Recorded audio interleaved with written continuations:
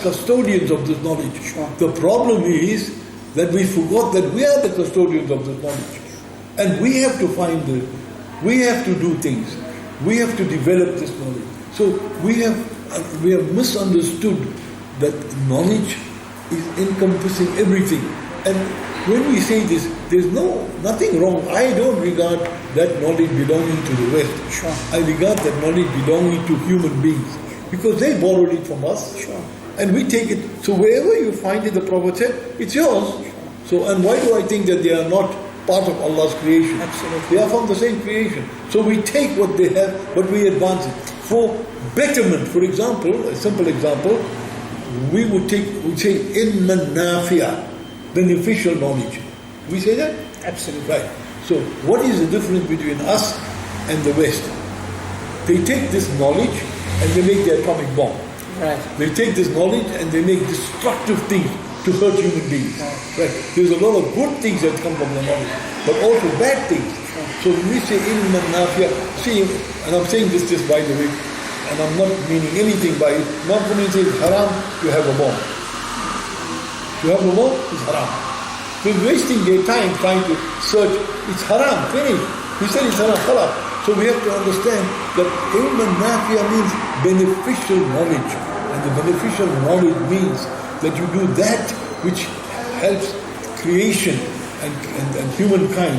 Whether you are going to find a cure or whether you're going to find a way to do better agriculture or whether you want to find a better way for whatever is there in the universe. Unfortunately, I think we are very ignorant of our legacy. If you speak of, let's just speak of the legacy. I'm not talking of the Umayyad, the Abbasid. I'm talking of the latest, the Osmani, the Ottoman Empire. How many of us understand the importance of that last Khilafat we had? How many of us even learn about it? It's not even shared with us, You see, understand that one of the great du'as of the Prophet ﷺ, and we need, whenever I mention anything about hadith, please have it checked out, because sometimes we may be ignorant about the original sources, but I don't want to hear it from one area of the knowledge. Sure. Right. So look at how the dua of the Prophet, that when you take Constantinople, that would be a unique people. He made, and he blessed them, and he blessed them, and a unique people. So when they took Constantinople, it was taking on the giants of the world, right? And the people that became the Ottomans, right? They took Constantinople, and for 500 years, the flag of Islam. You see, wherever you see moon and star as symbols, that's all Ottoman. Sure. We didn't have moon and star before. Right. We had a green flag. Right. So wherever you see, you go to Tunisia or you go to Morocco or you go to wherever, you see the moon and star. That's Turkish. So what happened in that 500 years? That Europe trembled in front of the Ottoman armies. They trembled. They were so scared. And the Ottoman armies had navy, had all kinds of very advanced technology. That's how they were able to take Constantinople. So we had reached such great heights in our period of Ottoman rule. And the only thing that's left is some little relics that they keep in the Kaaba and that sort of thing. But why do we not know anything about the commerce, about the trade, about the inventions, about the creation, all of these things that the Ottoman period had produced? We know nothing about it. Why? Because they want to keep it away from you, that you don't know the 500-year history. Who kept the flag of Islam flying? Ottoman. Absolutely. So one of the greatest tragedies as well is obviously, we spoke of the Mongolians, we spoke of the expulsion of the Muslims of Spain. And I would say the last was definitely the disintegration of the Khilafat, of the Ottoman Empire. And what it led to, the disintegration of the Khilafat led to European colonialism that basically took place, and also Arab nationalism. So if you can, we had the conversation the last time, but if you can speak about the three distinguished features of Arab nationalism to us, and why... Right. Yeah. First, let's just get this right. You see, in the history, there is no doubt that, like Ibn Khaldun said, the rise and fall of nations, the rise and fall of civilizations, the rise and fall of dynasties. But in Islam's case, each time a dynasty or a was coming to an end, another came, another blood. Correct. So even the Mongol invasion resulted in the creation of two civilizations. One is the Ottoman, influenced by that, the blood of the Mongol, and the other is the Mughal, right? Mughal in India. And in India we ruled for 800 years. And after 800 years, for all those who claim that we are the best Muslims in the world, Indian Muslims, then they should know that after 800 years, we left 90% of the people worshipping stones and cows and drinking urine. So what kind of great Muslims we are that we left 90% of the people not bringing them to Islam? Can you understand that? Yeah. We rule for 9. All right. So coming back to the point is this. Arab nationalism and Yes. So the point first of all is this, that Germany and Turkey were close. Yeah. Number one. Number two, Germany had not occupied 1 centimeter of Muslim lands. Right. During the period of colonialism, they hadn't occupied any Muslim lands. There was a natural affinity between Germany and Ottoman Turkey. When Germany entered the war, Ottoman Turkey, it's one of the things that need to be studied properly, partnered with Germany in the hope that if Germany won, the French and the British and the Allies would have to leave Muslim lands. Unfortunately, they lost. Germany lost, so the Muslims lost. But the great war that took place with Turkey was Gallipoli. Yes. Gallipoli was a disgrace for the West. They poured in hundreds of thousands of people in the hope that they would take Constantinople. And they lost. That is a great victory, the Gallipoli event. So when we lost the war, when Germany lost the war, automatically Ottoman lost the war, and that's when you find the entry of General Allenby into Jerusalem, and it's called Allenby Bridge even now, and he says, this day the Crusades have come to an end. They never forgot that, not for a moment. So in our history we learn that the Ottoman period, right, lasted until 1921. When the Khilafah, look, there is the conspiracy theory about Atatürk and what he did. But to the Turks, he saved Turkey. Right. From a military point of view. Right.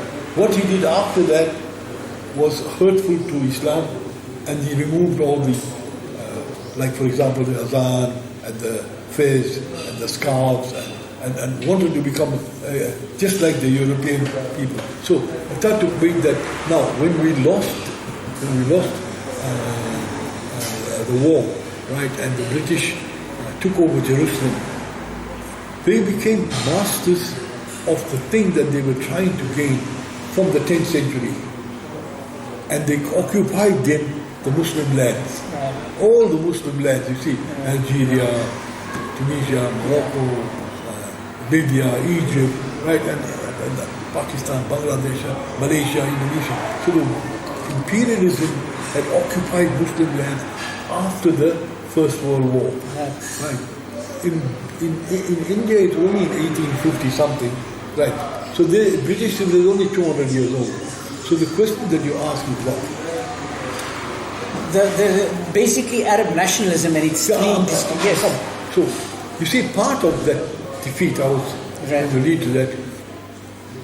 When the Muslims started to think about themselves tribally, right? That's beginning of nationalism. Right. So you find that the famous guy is Lawrence of Arabia, right? But there were many people like Lawrence of Arabia who came and told the Arabs, you are Arabs, why are you allowing the Turks to rule over you? You are Arab? If you join us and make a rebellion against the Turks, we will give you this and we will give you that, and all the promises that they made. Right. The beginning of nationalism, the rise of nationalism. Suddenly from being an ummah, Muslima, you became now an Arab, and you became now an Egyptian, and you became now. Yes. That was the beginning Absolutely. of nationalism, and nationalism hurt us in a very big way, because we became now tools in the hands of people that could control us. Until then, we were Ummah Islamiyah. So when nationalism crept in, the person that, one of the people was Nasser. Right. Nasser and Nasserism it's called, right? And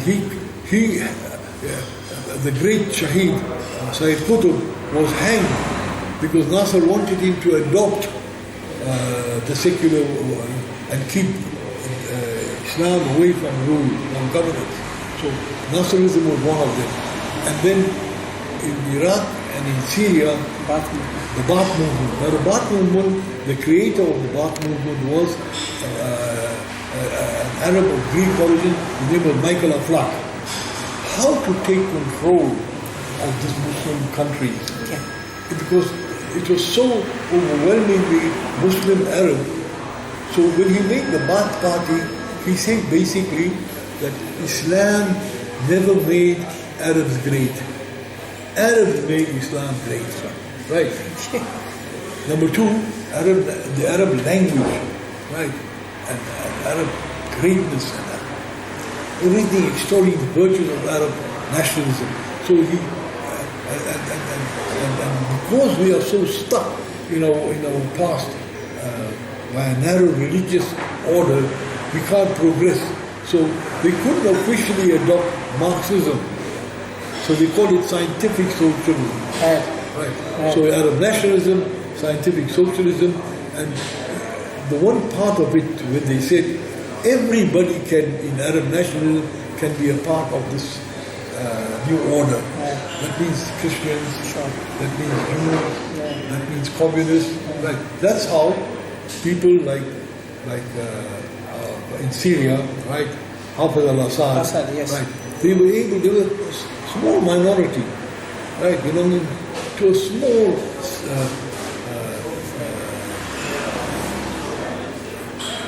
on the fringe. Some regard them as not Muslim too, right? So those people were able to take power because they were part of a mix, right? I think we're running out of time. I think we have about 3 minutes left.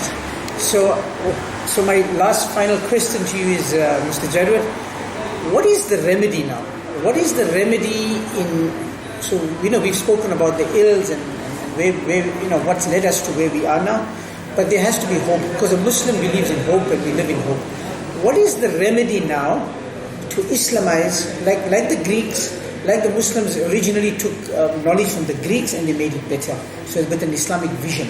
We now, instead of recreating the wheel, it's been created, but now we need to Islamize what we have from the West and make it better through an Islamic vision. So in that context, what do we do? What is the remedy for us? You see, first to understand that there is no such thing as deen and dunya. First, okay. That's a principal issue. Right. That there is no separation between of state and deen. Correct. Right. It's like what's for Caesar. Yeah, correct. Yeah. So once you have the idea that there is one creation, right, and that's not a deen and dunya creation. Sure. Number one. Number two, that all the creation comes from Allah, belongs to Allah, and we are the recipients of this civilization, right. Sunnatullah. Correct. We are the gifted people of Sunnatullah. So we have no problem with understanding that we don't belong to a particular group or a particular kind of people. We belong to Ummatullah, the Ummah of Allah, and we follow the principles of Sunnatullah. So we all belong, Muslim, non-Muslim, everything, all of humanity correct. belong to the Ummah of Allah Ta'ala. Yeah, exactly. I mean, we don't hear that, do we? We don't hear that. See, we are told that That's very good. 124,000 Prophets. Anbiya. Yes. So what were the 124,000 doing? Sure. Where is the evidence of these people? Right. For example, if you ever saw a movie about Red Indians, when the person dies, they say the Great Spirit. Right. Even the Zoroastrians, Ahura Mazda, the fire is a representative of light, right. Nur, right. Nurul Allah Nur. So the 124,000 prophets came to humankind. Came from who? from Allah. From Allah, right. So we have to embrace the whole of humankind and look at the whole of humankind as part of Allah's creation. And maybe, so Islam never came to give message to Muslims or to believers. Sure. Ya ayyuhan nas. Ya again, repeat again All and of again. humanity. Ya ayyuhan nas. Oh humankind. Oh humankind. Appealing to humankind. And I think we'll have to end it here. But I think our next one would be, about the appeal to humankind.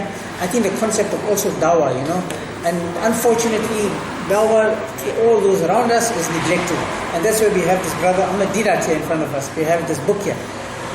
So inshallah we'll continue with that, and maybe a last statement from you. Yeah, I say, while you should just mention, I don't want to start in passing.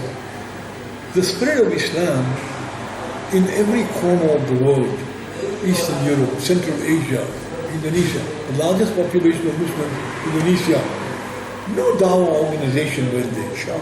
We didn't have the institution of dawah as institutions. We were all equally responsible for bringing Islam to people. The Prophet said, "Balighu one teach my message, even if you know one line." Right.